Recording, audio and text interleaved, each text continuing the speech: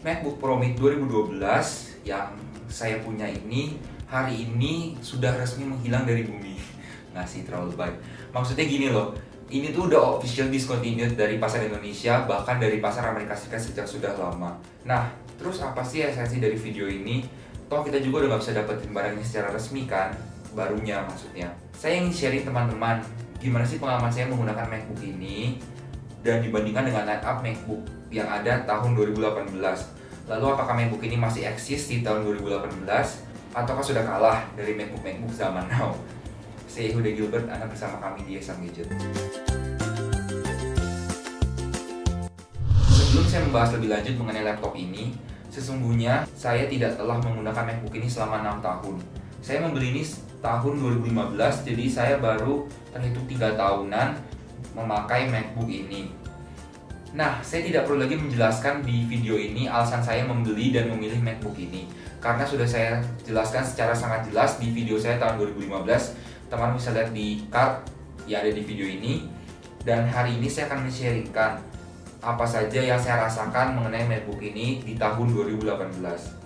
Saat ini perasaan saya antara keputusan saya tepat atau salah membeli MacBook ini bagaikan dua sisi koin yang tidak terpisahkan. Saya pun saat ini tidak dapat memastikan apakah keputusan saya ini tepat atau salah. Tetapi saya akan melihat satu-satu karena tetap saja ada salahnya dan ada benarnya. Sekarang kita mulai dari benarnya. Yang pertama, karena ini user upgradable.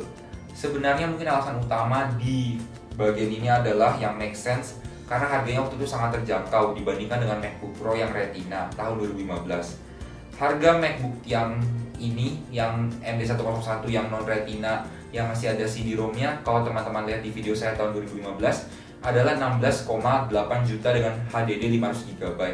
Sedangkan MacBook Pro Retina yang 13 inch dihargai 20 jutaan rupiah dengan SSD 128 GB yang sangat tidak masuk akal karena sangat kecil dan tentunya Anda akan memilih untuk upgrade versi di 256 GB atau 512 GB.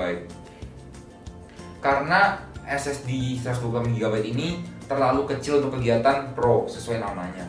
Terjangkaunya adalah karena setelah 2 tahun pun teman-teman bisa upgrade SSD ke 480 GB dan hanya perlu menambahkan sekitar 2 juta rupiah untuk mendapatkan SSD yang 480 GB.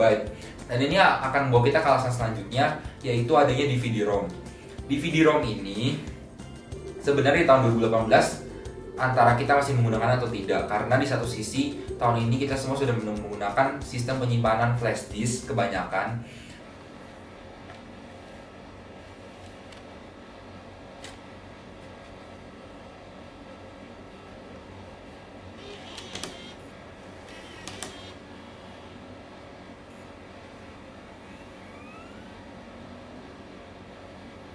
Dan setidaknya ada 2 hal positif yang Anda dapatkan dari DVD-ROM ini. Yang pertama adalah teman-teman bisa menghilangkan kepenatan ibu kota Jakarta dengan menonton CD atau DVD film yang Anda beli. Dan yang penting bukan bajakan ya, karena bajakan tidak baik. Dan yang kedua, kalaupun Anda tidak memakainya dan sama sekali menganggap ini adalah bagian yang tidak penting, maka teman-teman bisa menambahkan SSD kedua dengan menggunakan adapter di slot DVD-ROM itu dan menambahkan lagi kapasitas penyimpanannya. Yang ketiga adalah peripherals yang masih sangat lengkap. Masih ada MagSafe yang legendaris yang memiliki sensasi tersendiri saat mencoloknya atau mencabutnya. Ada port Ethernet, ada Thunderbolt, kemudian ada 2 slot USB, SD card reader, headphone jack, dan juga ada port FireWire 800 yang bahkan saya sampai sekarang tidak tahu apa fungsinya. Kalau teman-teman tahu bisa komen di bawah apa sih fungsi FireWire 800 ini. Dan itu sangat memuaskan dan jauh lebih memuaskan dibandingkan 4 port Thunderbolt yang ada di MacBook Pro Touch Bar saat ini, atau bahkan hanya 2 di MacBook Pro non Touch Bar. Sangat sedikit untuk kegiatan Pro. Memang dunia sudah berubah, namun rasanya kita tidak siap saat ini untuk menghadapi dunia USB Type-C dan tetap harus menggunakan banyak adapter, dan itu artinya kita harus keluar uang lagi untuk membeli adapter. Selanjutnya adalah glowing Apple logo. Kita tahu semenjak peluncuran MacBook 12 inch tahun 2015, maka glowing Apple logo sudah beristirahat dengan tenang alias RIP. Karena teknologi bagian layar makin tipis sehingga harus membuang teknologi glowing Apple logo itu mungkin karena sudah tidak cukup lagi tempat di panel layar itu. Dan logo Apple itu menjadi sama seperti iPad dan rasanya memang ya sudah berakhir era glowing Apple logo, karena di MacBook Pro yang terbaru pun yang 2016 itu sama seperti MacBook yang 12 inch dengan tidak ada glowing Apple logo. Padahal ini adalah sangat ikonik dengan sangat legendaris, dan itu mempunyai sensasi tersendiri bagi pengguna MacBook karena berbeda dengan laptop lainnya. Sekarang di bagian sedihnya, kenapa saya merasa keputusan membeli ini adalah salah?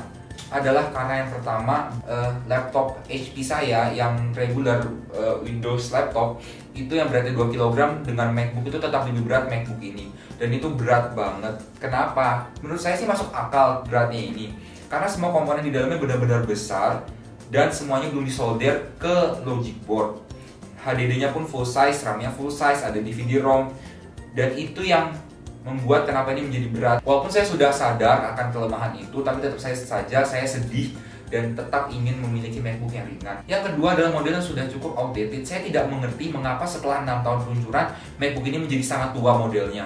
Teman-teman bisa bandingkan antara model yang di MacBook Pro Mid 2012 dengan MacBook Pro yang terbaru ini, dan terlihat sangat ketinggalan zaman setelah 6 tahun. Padahal ada satu saudaranya lagi yang masih dipertahankan desainnya, yaitu iPad Air. iPad Air itu diluncurkan tahun 2013, dan tahun 2018 ini setelah 5 tahun peluncuran tetap casingnya dipakai nih, iPad Air ini tetap casingnya dipakai oleh Apple untuk produksi iPad 2018 dengan chassis yang sama persis.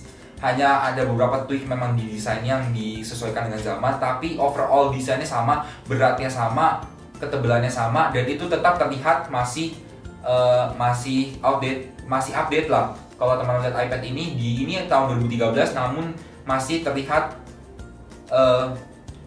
sesuai dengan zaman ini, tetapi berbeda sekali dengan saudaranya MacBook, karena setelah 6 tahun pun langsung terlihat sangat drastis perbedaannya, berbeda dengan iPad Air. Selanjutnya, yang sangat menyedihkan dan kompromis terbesar saya saat membeli MacBook Pro Mid 2012 adalah soal layarnya dengan resolusi yang sangat menyedihkan. Layarnya sangat rendah kualitasnya, bahkan lebih rendah daripada MacBook Air 11 inch. MacBook Pro ini hanya memiliki resolusi HD 1080x800, sedangkan MacBook Air yang 11 inch itu memiliki 1366x768. Bayangkan saja, di tahun 2018 teman-teman masih memakai layar HD 1080x800. Kebanyakan laptop Windows saat ini punya resolusi layar di 1366x768, jadi MacBook ini lebih rendah layarnya daripada kebanyakan laptop Windows. Dan kualitas layar ini pun masih lebih rendah dibandingkan MacBook Air yang 13 inch, karena MacBook Air yang 13 inch punya resolusi layar 1440x900. Jadi itulah episode kali ini, dan yang perlu Anda ketahui tentang MacBook Pro 2012 ini, saya akan melakukan upgrade dari HDD-nya ke SSD dan RAM-nya di video selanjutnya. Jadi jangan lupa untuk subscribe Sam Gadget supaya tidak ketinggalan, dan follow Twitter kami di @samgadget_id, like video ini serta subscribe Sam Gadget. Instagram kami juga Anda bisa follow di @samgadget_id, dan Instagram saya di @yehuda_ayy. Terima kasih, sampai jumpa.